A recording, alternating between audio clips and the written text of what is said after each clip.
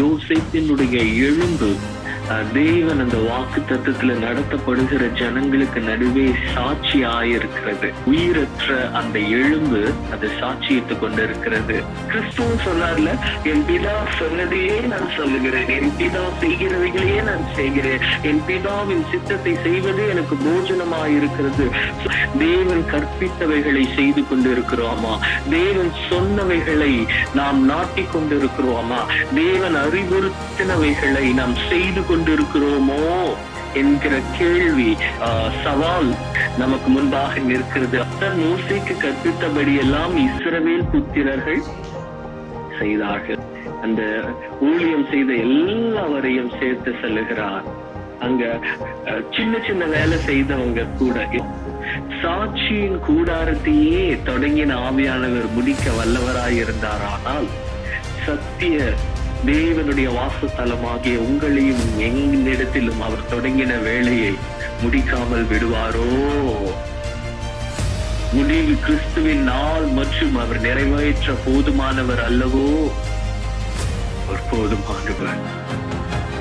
தேவன் நம்மை எடுத்துக்கொள்ளும் நாள் வரைக்கும் அவர் நம்முடைய வாசஸ்தலத்தை சுவீகரித்து அதில் முத்திரையாய் அவர் வந்து அமர்ந்து ஒரு நாள் வரும். மோசே எப்படி பார்வையிட்டாரோ அப்படியே அலங்கரிக்கப்பட்ட மணவாட்டியாய் நாம் நிற்கிற பொழுது இக்கால சத்த வானத்திலே தொனிக்கும். இயேசு கிறிஸ்து வருவார். அலங்கரிக்கப்பட்ட மணவாட்டியாகிய சபையை அவர் பார்ப்பார். நமக்கு தெரியும், எல்லவே குறை இருக்காதையே. இந்த சகலத்தையும் செய்தவர் யார்? ஆவியானவர். இந்த மணவாட்டியை அவர் சேர்த்துக் கொள்ளுவார். அப்பொழுது நாம் எல்லாரும் அவரோடு கூட எடுத்துக் கொள்ளப்படுவோம், பூரணர்களாய், பரிசுத்த மணவாட்டியார்.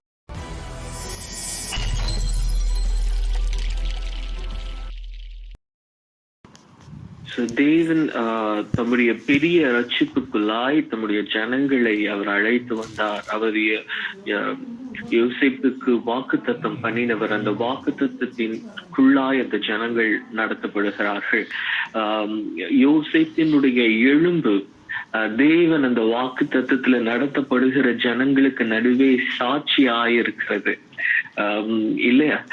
தேவன் வாக்கு தத்தத்தில் உண்மையுள்ளவர் என்பதை அந்த எழும்பை சுமந்து வந்திருக்கிற அந்த ஜனங்களுக்கு அந்த எழும்பு சாட்சி எடுக்கிறது. உயிரற்ற அந்த எழும்பு கர்த்தரை நம்பி மரித்த ஒரு மனிதனுடைய எழும்பு தேவனை நம்புகிற நம்பிக்கையின் பலனை தான் உயிரோடு இருக்கிறோம் என்று சொல்லிக் கொண்டிருக்கிற அந்த மனுபுத்திரருக்கு நடுவே அது சாட்சியிட்டுக் கொண்டிருக்கிறது.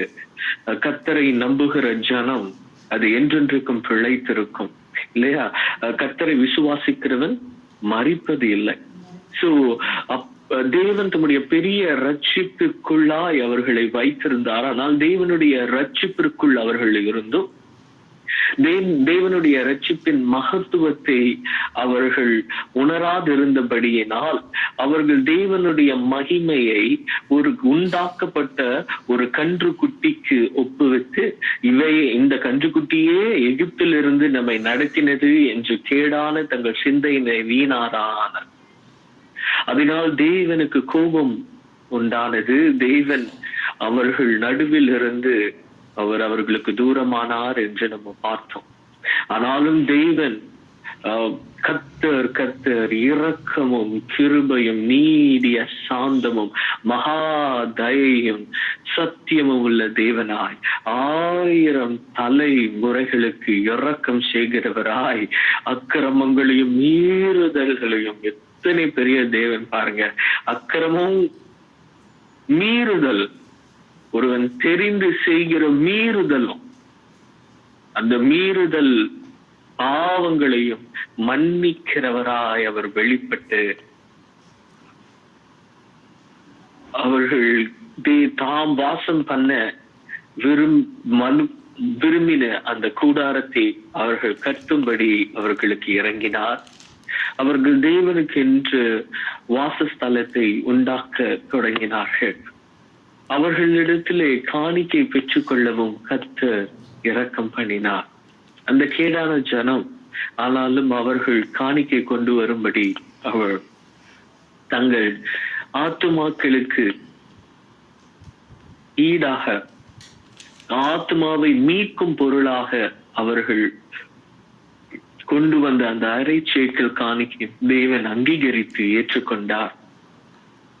அவர்கள் ஆத்மாவை ரட்சிக்கும்படி அவர்கள் கொண்டு வந்த மீட்கும் பொருளான அந்த அரைச்சேக்களில் அவர்கள் மனப்பூர்வமாய் கொண்டு வரும்படி பரிசுத்த ஆவியானவர் அவர்கள் இருதயங்களை எழுப்புதல் அடைய செய்தார். அவர்களிலே தேவன் விசேஷித்தமாய் பெயர் சொல்லி பெசலேயேலை அழைத்து அகோலியாபியம் தெரிந்து கொண்டு நம்முடைய பரிசுத்த ஆவியானவனால் நிரப்பி மோசேக்கு தாம் கற்பித்தவைகளை எல்லாம் அவர்கள் செய்யும்படி அவர்கள் கண்கள் காண அவர்கள் கையினாலே தேவன் தம்முடைய அதிசயத்தை அவர் செய்தார் என்று நாம் பார்த்து கொண்டு வருகிறோம். தேவன் அவர்களை கொண்டு ஒன்றும் அறியாத பேதைகளாய் இருந்த அவர்களை கொண்டு ஞானவான்கள் பிரமிக்கத்தக்க விதமாய் தேவன் தம்முடைய கரத்தின் கிரியைகளாய் அவர்களை பயன்படுத்தி ஆசரிப்பு கூடாரத்துக்கே வேண்டியவைகளை அவர்கள் உருவாக்கி கொண்டு வருகிறதை நாம் பார்த்தோம் இல்லையா? சோ இந்த நாளிலும் தேவன் ஆசரிப்பு கூடாரத்திலே ஊழியம் செய்ய தெரிந்து கொண்ட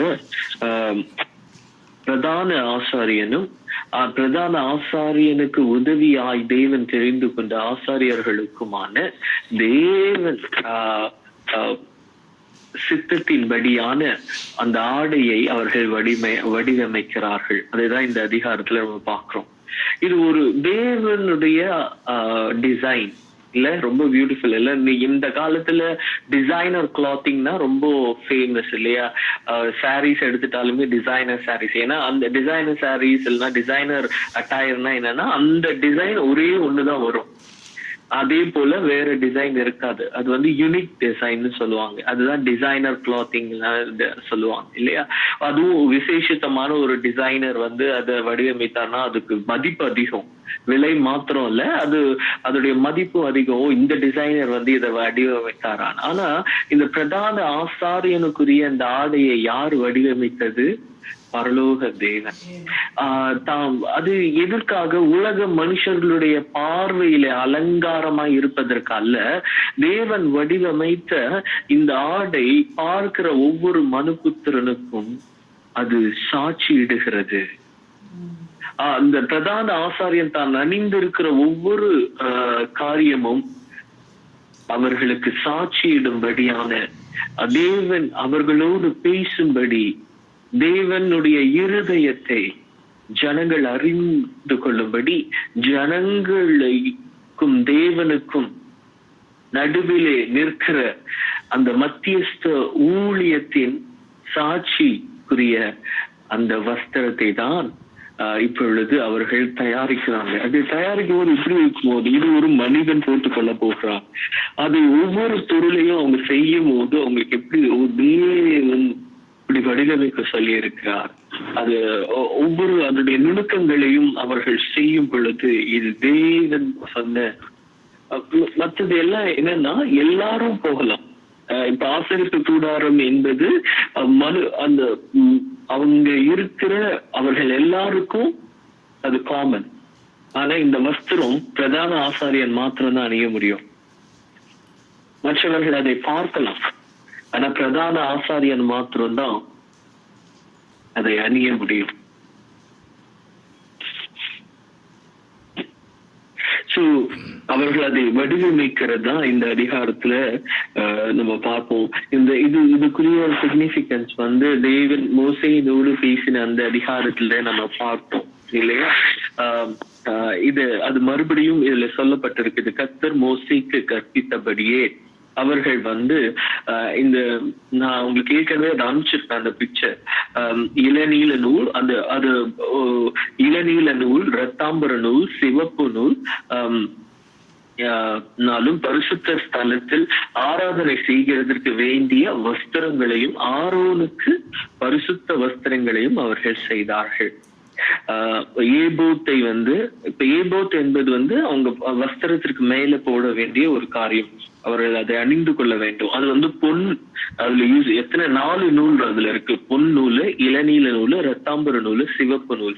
இவை இந்த 4 நூலும் சேர்ந்து திரிக்கப்பட்டு இப்போ பல வர்ணம் 4 வர்ணங்கள் அதுல இருக்கு இல்லையா, திரித்த மெல்லிய பஞ்சு நூலால் அது நெய்யப்படணும். அந்த பொண்ணை இளநீலோடும் ரத்தாம்பர நூலோடும் சிவப்பு நூலோடும் மெல்லிய பஞ்சு நூலோடும் சேர்த்து விசித்திர வேலையாய் செய்யப்படணும். அப்புறம் மெல்லிய தகடுகளாய் அடித்து அவைகளை சரிகைகளாய் பண்ணினார்கள். ரொம்ப பியூட்டிஃபுல்லா இருக்கு. 2 தோள்களின் மேலுள்ள அதன் 2 முனைகளையும் அவங்க அது சேர்க்கணும்.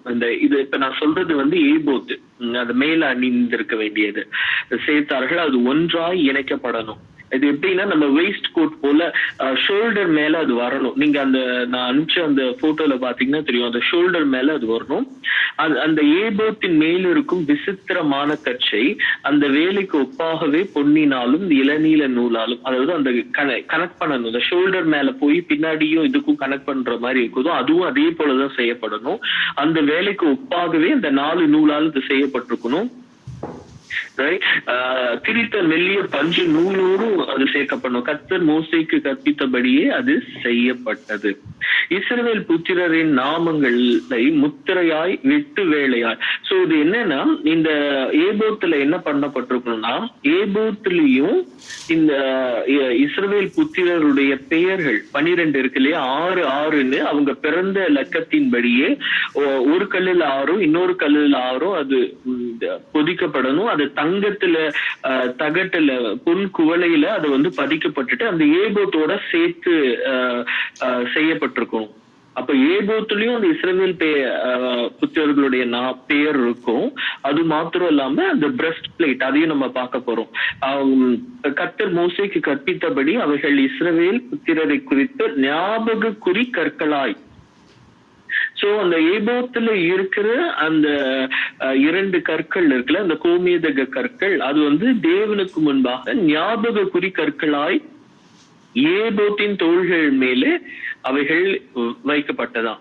மார்பதக்கத்தை ஏபோத்தின் வேலைக்கு ஒத்த விசித்திர வேலையாக பொன்னினாலும், அப்போ இந்த ஏபோத்துக்கு மேலதான் மார்பதக்கம் இருக்கும். அதுவும் அந்த 4 நூல், பொண்ணு, இளநீல நூல், ரத்தாம்பர, சிவப்பு நூல், அது எப்படி எதுல இந்த எல்லாமே திரித்த மெல்லிய பஞ்சு நூலால செய்யணும். அந்த மார்பதக்கம் வந்து எப்படி இருக்கணும்னா சதுரமா இருக்கணும். அது வந்து ரெட்டையுமாய் செய்து, அது முன்னும் பின்னும் 1 ஜான் நிலம் இருக்கணும். அது ஸ்கொயர் இல்லையா, அது வந்து 1 ஜான் ஆன் ஆல் சைட்ஸ் இருக்கணும் இல்லையா. அதுலயே 4 பத்தி ரத்தங்கள், அப்ப 4 rows இருக்கும். 4 rows and 4 columns இருக்கும். சரியா? அதுல என்ன இருக்கணும்னா, அந்த ஃபர்ஸ்ட் ரோல என்ன இருக்கும்னா பத்மராகம், புஷ்பராகம், மாணிக்கம். 2வது பத்தி என்ன இருக்கும்? மரகதம், இந்திர நீலம், வச்சிரம். 3ஆம் பத்தி என்ன? கெம்பும், வைடூரியம், சுகந்தியம். 4வது ரோல என்ன இருக்கும்னா படிகை பட்சியம், கோமேதகமும், எஸ்பீனியமும். அவைகள் அந்தந்த இடங்களே பொன் குவளையில அது பதிக்கப்பட்டிருக்கணும். இந்த கற்கள் இஸ்ரவேல் புத்திரருடைய நாமங்களின்படி 12 அவைகள் அவர்களுடைய நாமங்கள் உள்ளவைகளாயும் இருந்தது. 12 கோத்திரங்களில் ஒவ்வொரு கோத்திரத்தின் நாமும் ஒவ்வொன்றிலும் முத்திரையை வெட்டப்பட்டிருந்தது என்று பார்த்தோம். மார்பதக்கத்துக்கு அதன் பக்கங்களிலே பின்னல், அதாவது சைட்ஸ்லயும், ஏன்னா அது வந்து கனெக்டா இருக்கணும். அது வந்து நடக்கும் போது அது அந்த இடத்தை விட்டு மாறக்கூடாது. சோ அந்த மார்போடையே கரெக்டா இருக்கிறதுனால கீழையும் அந்த சைட்ல அந்த வெயிஸ்ட் இருக்கு இல்லையா, இடுப்பு, அந்த இடத்துலயும் அது சேர்த்து அந்த பிரஸ்ட் பிளேட்டோட அந்த வெயிஸ்ட் கோட், அந்த வெயிஸ்ட்ல அது கட்டியிருப்பாங்க அந்த துணி. அதோட நீங்க அந்த பிக்சரை பாத்தீங்கன்னா சொல்றது தெரியும், அதோட அது கட்டப்பட்டிருக்கணும் அப்படின்னு சொல்லப்பட்டிருக்கு. மார்பதக்கத்துக்கு அதன் பக்கங்கள் பின்னல் வேலையான பசும் பொன்னினால் சங்கிலி போட்டு அந்த ரிங்ஸ் மாதிரி போட்டு அதுல வந்து ப்ளூ கார்டை வச்சுட்டு அதை கனெக்ட் பண்ணியிருப்பாங்க. 2 பொன் குவளைகளையும் 2 பொன் வளையங்களையும் செய்து அந்த 2 வளையங்களும் மார்பதக்கத்தின் 2 பக்கத்திலையும் அதை கட்டணும். பொன்னினால் செய்த பின்னல் வேலையான அந்த 2 சங்கிலிகளையும் மார்பதக்கத்தின் பக்கங்களில் இருக்கிற 2 வளையங்களிலும் மாட்டணும். அந்த வளையத்தை மாட்டி அதோடு சேர்த்து கனெக்ட் பண்ணணும். அது எல்லாத்தையுமே பெர்ஃபெக்டா அவங்க செய்யறது பாக்குறோம்.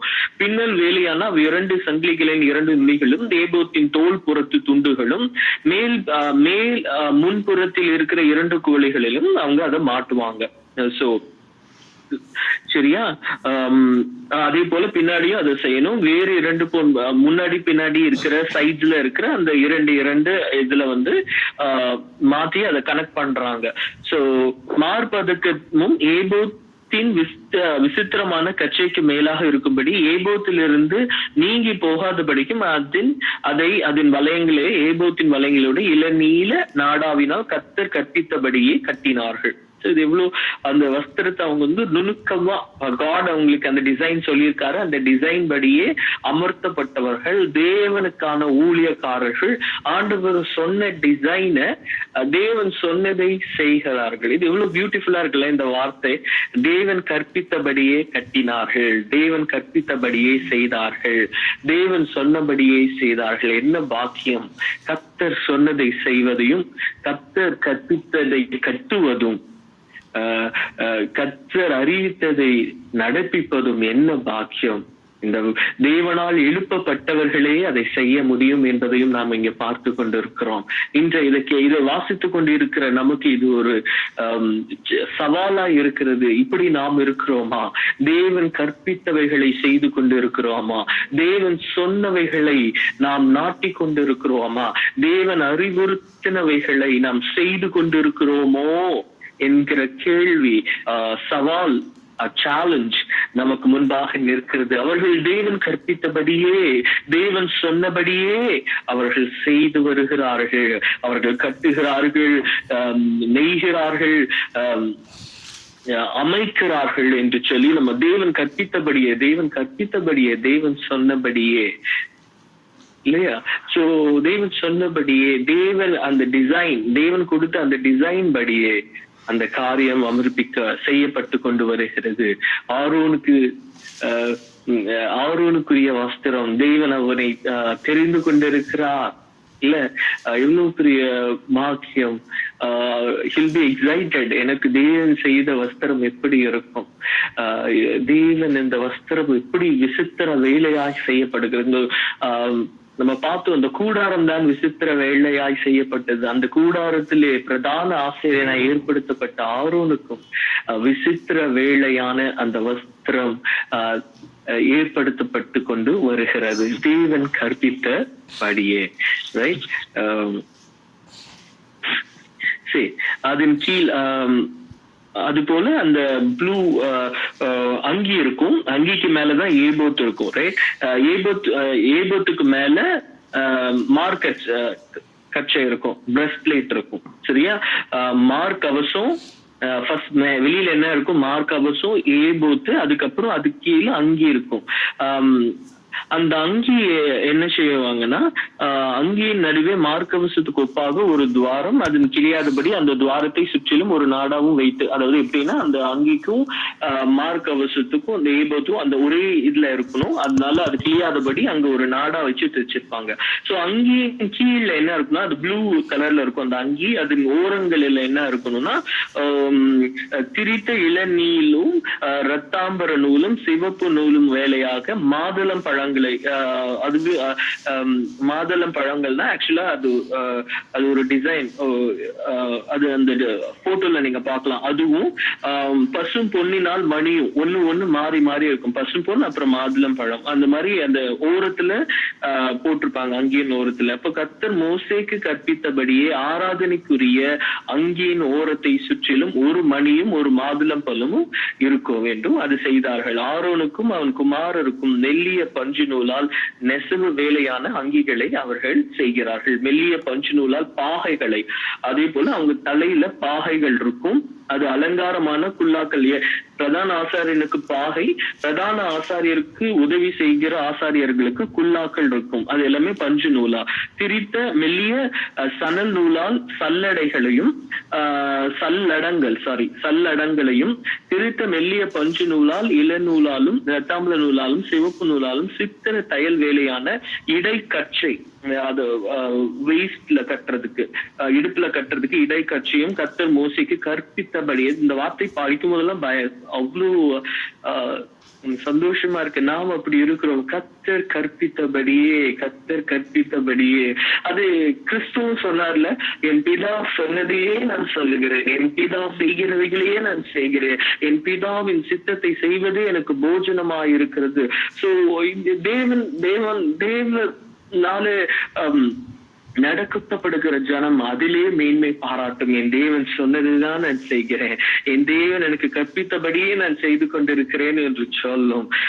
அது இந்த வார்த்தையில திரும்ப திரும்ப பரிசுத்த ஆவியானவர் இதில் நமக்கு நினைப்பூட்டுகிறார். தேவன் கற்பித்தபடியே.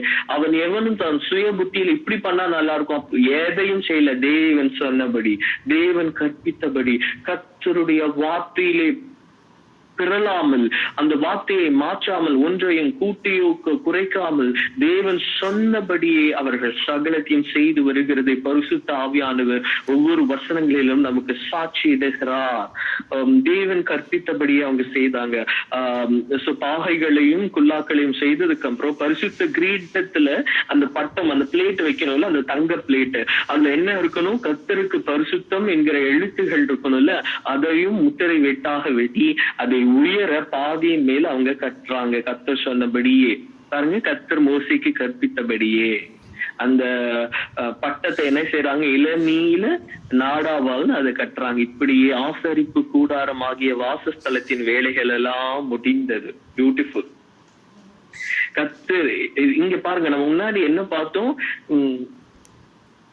கர்த்தர் மோசேக்கு கற்பித்தபடி பெசலேயல் செய்தான். ஆனால் இங்க பாருங்க, கர்த்தர் மோசேக்கு கற்பித்தபடி எல்லாம் இஸ்ரவேல் புத்திரர்கள் செய்தார்கள். தேவன் எல்லாவரையும், அந்த ஊழியம் செய்த எல்லாவரையும் சேர்த்து செல்லுகிறார். அங்க அந்த சின்ன சின்ன வேலை செய்தவங்க கூட எல்லாரும், இஸ்ரவேல் புத்திரர் எல்லாரையும் சேர்த்து செல்கிறார். கர்த்தர் மோசேக்கு கற்பித்தபடி எல்லாம் இஸ்ரவேல் புத்திரர்கள் செய்தார்கள். ஆசரிப்பு கூடாரம் முடிந்தது. மோசே வரணும். ஏன்னா ஆண்டவர் சொன்னார்ல, நான் சொன்னபடி எல்லாம் செய்யப்பட்டதா, செய்வதில் நீ ஜாக்கிரதையா இருக்கணும்னு. பின்பு வாசஸ்தலத்து முடிஞ்சது. வாசஸ்தலத்தை மோசேயின் இடத்துல கொண்டு வராங்க. செய்யப்பட்டது எல்லாத்தையும் கொண்டு வராங்க. மோசே வராரு. ஏன்னா மோசே இப்ப இன்ஸ்பெக்ட் பண்ண வராரு இல்லையா? செய்யப்பட்டிருக்கா, தேவன் சொன்னபடியே சகலமும் இருக்கான்னு பார்க்க வராரு. அப்போ வாசஸ்தலத்தை மோசேயின் இடத்துல கொண்டு வராங்க. கூடாரத்தையும் அதற்குரிய எல்லா பொருட்களையும் கொண்டு வராங்க. துறடுகள், பலகைகள், தாழ்பால்கள், அதன் தூண்கள், பாதங்கள், சிவப்பும் தீர்த்த ஆட்டுக்கடா தோல் மூடி, தகுசு தோல் மூடி, மறைவின் திரைச்சீலை, சாட்சி பெட்டி, தண்டுகள் எல்லாம் பாருங்களேன், எல்லாம் செய்யப்பட்டு இப்ப மோசே கிட்ட வருது. மோசே எல்லாத்தையும் பார்க்கணும். அது தாழ்பால் தானே, இது குக்கி தானே, ஒன்னையும் விடக்கூடாது, தண்டு தானே.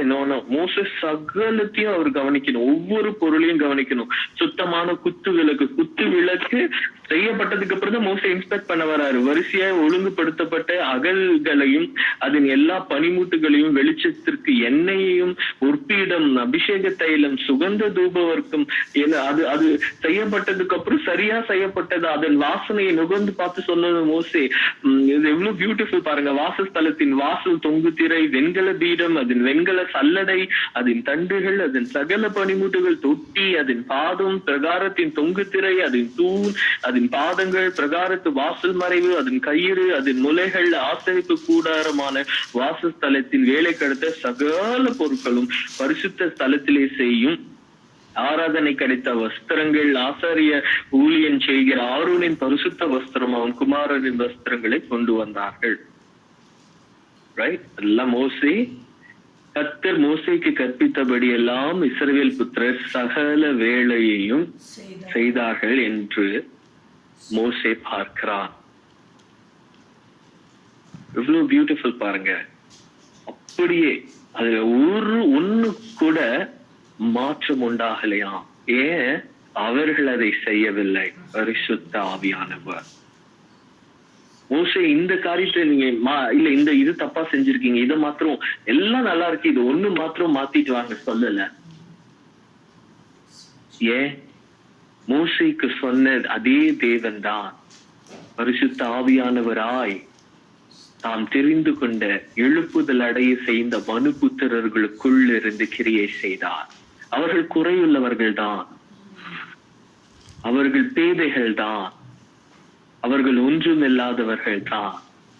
ஆனால் அவர்களுக்குள்ள இருந்து கிரியை செய்தது யார்?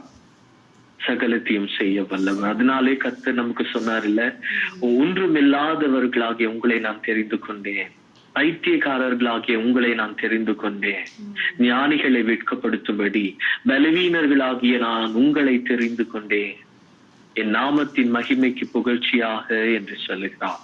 தேவன் அதை தெரிந்து கொள்ளுவதின் நோக்கமே மனுபுத்திரன் தன் சுயத்தின் மேல் மேன்மை பாராட்டாதபடிக்காம். அது நம்ம ஆல்ரெடி நம்ம வாசித்தோம் இல்லையா? தேவன் அப்படியே நம்மை தெரிந்து கொண்டிருக்கிறார். தேவன் மோசேக்கு கற்பித்தபடி எல்லாம் இந்த அடிமைகள் ஒன்றும் இல்லாத அவர்கள் செய்ததை மோசே பார்க்கிறார். பரிசுத்த ஆவியானவர் அப்படியே தேவாதி தேவன் மனுபுத்திரராய் வெளிப்பட்டு கற்பித்தபடி எல்லாம், அவர் கற்பித்தவைகள் நம்முடைய புத்திக்கு அப்பாற்பட்டவைகள். அவர் இதையெல்லாம் நீங்க செய்யுங்க என்று சொல்லுகிறார். அதை கேட்கும் போது நம்மளால கிரகித்து கூட இது என்னன்னு கூட எங்களுக்கு தெரியாதே. இயேசு கிறிஸ்து அந்த தம்முடைய மனவாட்டியின் எப்படி பரிசுத்தமாய் இருக்க விரும்புகிறாரோ, எப்படி நீதியோடு இருக்க விரும்புகிறாரோ, எப்படி சம்பூர்ணமாய் இருக்க விரும்புகிறாரோ, எந்த அலங்காரத்தோடு இருக்க விரும்புகிறாரோ அவைகளுக்குள் நம்மை கட்டி எழுப்ப, நம்மை அலங்கரிக்க, நம்மை பூரணப்படுத்த அவர் போதுமானவர். அவர் நம்மை நிரப்பி பிதா தன் குமாரனை கொண்டு கற்பித்தபடி எல்லாம் அவர் நமக்கு நம்மை கொண்டு செய்வார். ஒரு நாள் வரும், மோசே எப்படி பார்வையிட்டாரோ அப்படியா அலங்கரிக்கப்பட்ட மனவாட்டியாய் நாம் நிற்கிற பொழுது இக்கால சத்த வானத்திலே துணிக்கும். இயேசு கிறிஸ்து வருவார், அலங்கரிக்கப்பட்ட மனவாட்டியாகிய சபையை அவர் பார்ப்பார். நமக்கு தெரியும் எல்லவேன்னு குறை இருக்காது. ஏன்? இந்த சகலத்தையும் செய்தவர் யார்? ஆவியானவர். இந்த மனவாட்டியை அவர் சேர்த்து கொள்ளுவார். வா என்று நாம் அவரோடு கூட சேர்த்து கொள்ளப்படுகிற நாள். ரைட்? மோசே எப்படி தேவனுடைய வீட்டில் எல்லாம் உண்மையுள்ளவராய் இருக்கிறார். ஏன்னா மோசே இதுல பாருங்க, இதுல எதுலையுமே மோசே இல்லை. அவர் சாட்சி இடுகிறார், பார்வையிடுகிறார். ஆரோனுக்குரிய வஸ்திரம், இஸ்ரவேல் ஜனங்கள், இதுல மோசே இல்ல பாருங்க. அதே போலதான் பரிசுத்த ஆவியானவர் நம்மை கட்டி எழுப்புகிறார். இயேசு கிறிஸ்து நம்மை பார்வையிட வருவார். நம் பூர்ணராக்கப்பட்ட பொழுது இயேசு கிறிஸ்து நமக்கு அறிவித்து சென்றவர், அவரை சாட்சியிடும்படி பிதாவின் வார்த்தைகளை நமக்கு அறிவித்தவர். இப்பொழுது பரிசுத்த ஆவியானவர் நம்மை கொண்டு தேவனுடைய வாசஸ்தலத்தை கட்டி எழுப்புகிறார். அதன் முடிவிலே அந்த வாசஸ்தலத்திற்கு உரியவர், வீட்டிற்கு உரிமை உள்ளவர் வருவார், பார்வையிடும்படி வருவார். அப்பொழுது நாம் எல்லாரும் அவரோடு கூட எடுத்துக் கொள்ளப்படுவோம், பூரணர்களாய், பரிசுத்த மனவாட்டியாய். தேவன் கற்பித்தபடி எல்லாம் இஸ்ரவேல் புத்திரர்கள் செய்து முடித்தார்கள். ஆசரிப்பு கூடாரத்தினுடைய வேலைகள் எல்லாம் முடிந்தது. பரிசுத்த ஆவியானவர் அவர்களுக்கு சாட்சியிடும்படி ஆரம்பித்த அந்த வேலையை, நற்கிரியை தொடங்கினவர் இல்லையா, அது முடிவு பரியந்தும் நிறைவேற்ற வல்லவர். இங்க நம்ம பார்க்கிறோம், சாட்சியின் கூடாரத்தையே தொடங்கின ஆவியானவர் முடிக்க வல்லவராய் இருந்தாரானால், சத்திய தேவனுடைய வாசஸ்தலமாகிய உங்களையும் எங்களிடத்திலும் அவர் தொடங்கின வேலையை முடிக்காமல் விடுவாரோ? முடிவு கிறிஸ்துவின் நாள் மற்றும் அவர் நிறைவேற்ற போதுமானவர் அல்லவோ? இல்ல, அவர் போதுமானவர் அல்ல. எஸ், அவர் போதுமானவர். சத்திய வாசஸ்தலத்தை தொடங்கினவர், நற்கிரியை தொடங்கினவர், முடிவு பரியந்தம் நிறைவேற்ற அவர் போதுமானவராயிருக்கிறார். தேவன் நம்மை எடுத்துக்கொள்ளும் நாள் வரைக்கும் அவர் நம்முடைய வாசஸ்தலத்தை சுவீகரித்து அதில் முத்திரையாய் அவர் வந்து அமர்ந்து ராஜரீகம் பண்ணும் நாள் வரைக்கும் அவர் நம்மை கட்டி கொண்டு வருகிறார். நாம் ஒன்றிணைந்து கட்டப்பட்டு கொண்டு வருகிறோம். இது முடிவு நாள் வரும்.